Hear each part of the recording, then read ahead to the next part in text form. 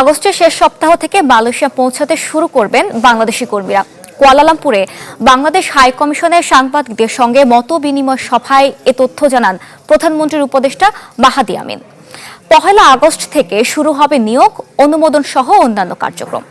মালয়েশিয়ায় দীর্ঘদিন থেকে বাংলাদেশি কর্মীদের জন্য বন্ধ থাকা শ্রমবাজার নতুন করে উন্মুক্ত হওয়ার বিষয়টির সুসংবাদ দিয়েছেন বাংলাদেশের প্রবাসী কল্যাণ ও বৈদেশিক কর্মসংস্থান মন্ত্রী আরিফুল হক চৌধুরী এবং মালয়েশিয়ায় সফরে আসা বাংলাদেশের প্রধানমন্ত্রী তারেক রহমানের প্রভাবশালী উপদেষ্টা মাহাদি আমিন। মাহাদি আমিন বলেছেন যে দীর্ঘ পেশিবাদ সরকারের আমলে বাংলাদেশের যে শ্রমবাজার বন্ধ হয়েছিল সেই শ্রমবাজারটি দীর্ঘদিন বন্ধ থাকার পরে আবার নতুন করে বাংলাদেশ সরকারের কূটনৈতিক প্রচেষ্টার মধ্য দিয়ে সেটি আলোচনা সাপেক্ষে আবারও উন্মুক্ত হতে যাচ্ছে।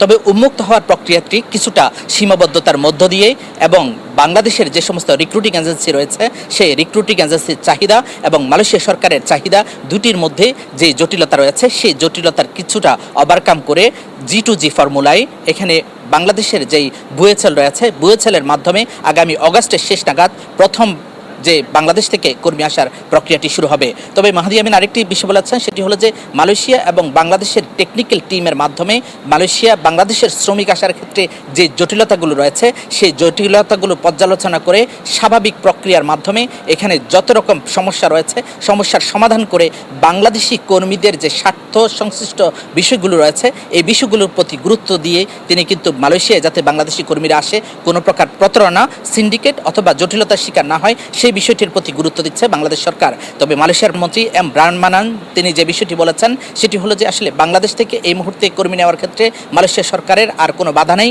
তবে মালয়েশিয়া সরকার বাংলাদেশ এবং মালয়েশিয়ার সাথে আলোচনা সাপেক্ষে যেই প্রক্রিয়াগুলো রয়েছে এবং কূটনৈতিক যেই পর্যালোচনার বিষয়গুলো রয়েছে সেই পর্যালোচনার বিষয়গুলো শেষ করে নতুন করে এখান থেকে কর্মী নেওয়ার বিষয়ে যে বিষয়গুলো বাস্তব ভিত্তিক বিবেচনা করা দরকার সেটির প্রতি গুরুত্ব দেওয়া শুরু করেছে। এদিকে বাংলাদেশের প্রধানমন্ত্রীর উপদেষ্টা মাহাদি আমিন আরেকটি বিষয় বলেছেন, সেটি হলো যে দীর্ঘ ফ্যাসিবাদ সরকারের আমলে যে শ্রমবাজারটি বন্ধ হয়ে গিয়েছিল এবং দুর্নীতি বিভিন্ন রকম সিন্ডিকেট জটিলতার কারণে যে লাইসেন্সগুলো এখানে জটিলতার মুখে তৈরি করেছে মালয়েশিয়ার শ্রমবাজারকে, সেই লাইসেন্সগুলোকে ইতিমধ্যে তারা স্থগিত করেছে। এই লাইসেন্সগুলো যাতে কোনো প্রকার এখানে মালয়েশিয়ায় শ্রমবাজারে সম্পৃক্ত না হতে পারে এই বিষয়টির প্রতি গুরুত্ব দেওয়া হয়েছে। তবে বিশেষ করে মাহাদি আমিন আরেকটি বিষয় বলেছেন, সেটি হলো যে এখানে শুধুমাত্র বাংলাদেশি কর্মী প্রেরণ নয়, বাংলাদেশি কর্মীদের স্বার্থ সংশ্লিষ্ট বিষয়গুলোকে এখানে বিস্তর এবং গুরুত্ব সহকারে দেখা হচ্ছে। হ্যাঁ বন্ধুরা, 2026 সালে যারা এবার মালয়েশিয়াতে ঢুকতে চাচ্ছেন কলিং ভিসাতে তাদের জন্য পুনরায় কিন্তু নতুন সুখবর আবারও কিন্তু আসতে চলেছে। এবার আপনারা বাংলাদেশ থেকে কিন্তু এই দেশটিতে খুব সহজেই যেতে পারবেন। বাংলাদেশ সরকারের মাধ্যম দিয়ে G2G চুক্তিতে বাংলাদেশ থেকে মালয়েশিয়াতে কলিং ভিসাতে যাবেন বুয়েসেলের মাধ্যম দিয়ে মাত্র 1.5 লক্ষ থেকে 2 লক্ষ টাকার ভিতরেই। এটা আমাদের জন্য বড় সুযোগ 2026 সালে যে আমরা আবারও কিন্তু সুযোগ পাচ্ছি এই বন্ধ থাকা বাজারটার মাধ্যম দিয়ে আমরা কিন্তু আবারও এই দেশটিতে কাজের ভিসাতে যাওয়ার।